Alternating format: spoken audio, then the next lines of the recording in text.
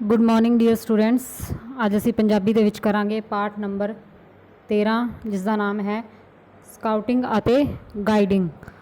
Scouting अते guiding जिहड़ा lesson है इस दे विच की दस्सिया गया है कि जिहड़े साडे देश की रक्षा करने वाले नौजवान हैं उन्हां नूं किस तरह की ट्रेनिंग दी जाती है अते किहड़ी जगह ते साडे देश दे विच स्काउटिंग की जिहड़ी संस्था है वो कित्थे है ते इसकी गाइडिंग जिहड़ी वो किहड़ी जगह ते दित्ती जाती है।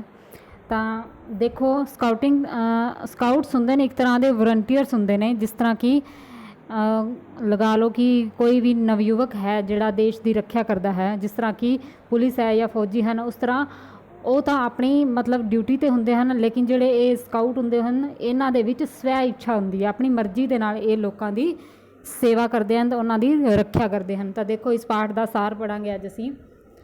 तो देखो स्टार्टिंग दे विच भारत जिहड़ा है वो स्काउट्स अते गाइड्स युवकों लई एक स्वै इच्छित विद्यक अंदोलन है। ये हर एक व्यक्ति लई जात पात अते भेदभाव रहित एक साझा मंच है। ये सिक्ख्या चरित्र की एक मानता प्राप्त संस्था है। सिक्ख्या चरित्र मतलब इस तरह की सिक्ख्या दी जाती है जिथे साडे चरित्र ते आचरण की सानू सिक्ख्या मिले।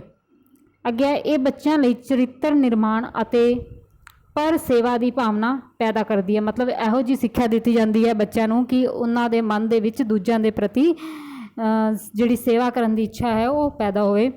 अज का युग कौमांतरी भाईचारे का युग है। संचार के साधनों कारण विश्व एक पिंड का रूप धारण कर गया है। पिंड मतलब पिंड जिस तरह एक पिंड दे विच लोग आपस दे विच मिलजुल के रहते हैं, तो पूरे संसार में जिहड़े अजकल के संचार के साधन हैं, आवाजाई के साधन हैं, उन्होंने बिल्कुल एक पिंड जिस तरह कि लोग नेड़े नेड़े हो गए हैं इन्हां दी वजह नाल। अगे है स्काउटिंग भी एक राष्ट्रीय संस्था है। विश्व विच स्काउटिंग का मुੱਢ एक अंग्रेज सेना अधिकारी लॉर्ड बेडन पावेल ने 1907 विच बन्निया सी।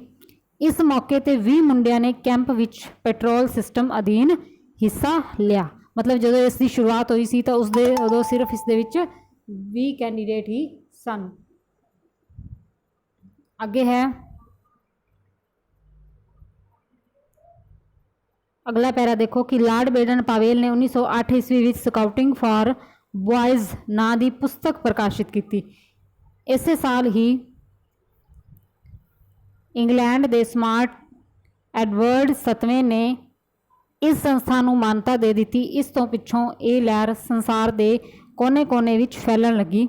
उस तो बाद क्या होया कि लंदन विच पहली बार जंबूरी का आयोजन 1920 में होया। इस विच 34 देशों के 8000 स्काउटां ने भाग लिया। ये आयोजन हर 4 साल बाद हुंदा है। केवल एंग्लो इंडियन नूं ही स्काउटिंग विच शामिल होने की आग्या सी। आज़ादी मगरों भारत स्काउट अते गाइड संस्था की स्थापना की गई।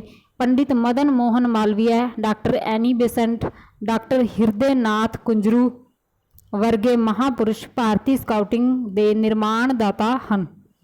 विदेशों मतलब विदेश जोड़े बाहरले देश हैं उन्हां विच समुद्री स्काउटिंग अते हवाई स्काउटिंग नां दीयां संस्थावां भी काम कर रही हैं। भारत का जिहड़ा राष्ट्र पद्धर का मुख्य दफ्तर है वो नवी दिल्ली विच है। नैशनल हैड क्वार्टर पंचमढ़ी जो कि मध्य प्रदेश विच है, उसके वालों कौमांतरी पद्धर ने ट्रेनर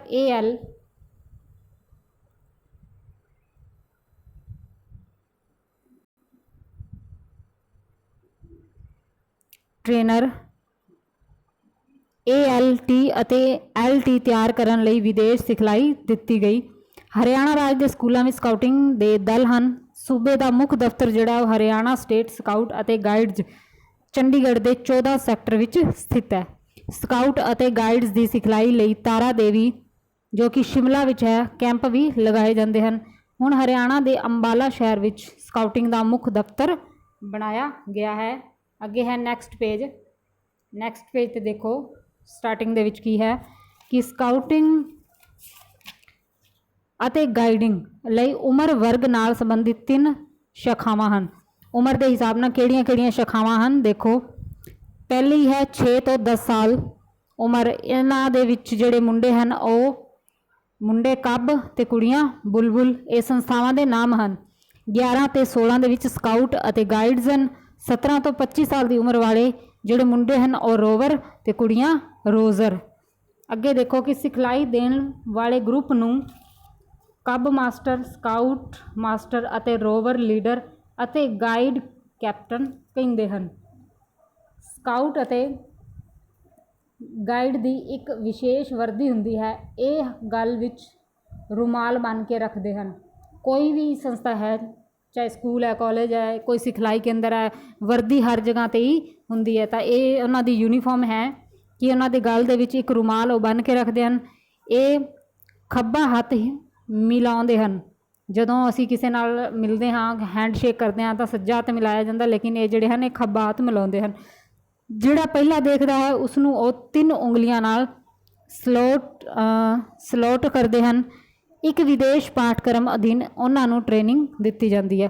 ਅੱਗੇ ਸਕਾਊਟ ਦੀ ਪ੍ਰਤਿੱਗਿਆ ਕੀ ਹੁੰਦੀ ਹੈ, ਦੇਖੋ ਸਕਾਊਟ ਦੀ ਪ੍ਰਤਿੱਗਿਆ ਦੇਖੋ ਕਿ ਮੈਂ ਮਰਿਆਦਾ ਪੂਰਵਕ ਪ੍ਰਤਿੱਗਿਆ ਕਰਦਾ ਹਾਂ ਕਿ ਮੈਂ ਯਥਾ ਸ਼ਕਤੀ ਈਸ਼ਵਰ ਅਤੇ ਆਪਣੇ ਦੇਸ਼ ਦੇ ਪ੍ਰਤੀ ਆਪਣੇ ਕਰਤੱਵ ਦਾ ਪਾਲਨ ਕਰਾਂਗਾ, ਦੂਸਰਿਆਂ ਦੀ ਮਦਦ ਕਰਾਂਗਾ ਅਤੇ ਸਕਾਊਟ ਦੇ ਨਿਯਮਾਂ ਦਾ ਵੀ ਪਾਲਨ ਕਰਨਾ।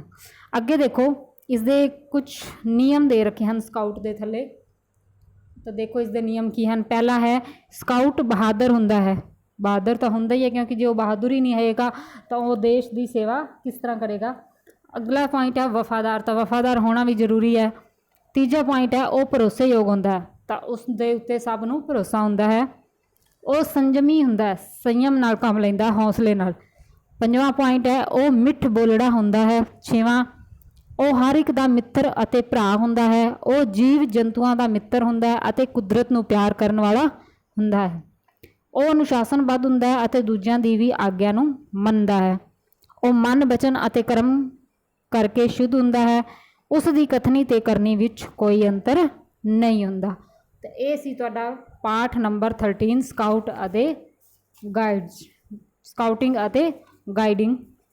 ਇਸ ਨੂੰ ਧਿਆਨ ਨਾਲ ਸੁਣਨਾ ਹੈ ਤੇ ਦੇਖਣਾ ਹੈ ਤੁਸੀਂ ਪੂਰੀ ਵੀਡੀਓ ਨੂੰ। Thank you.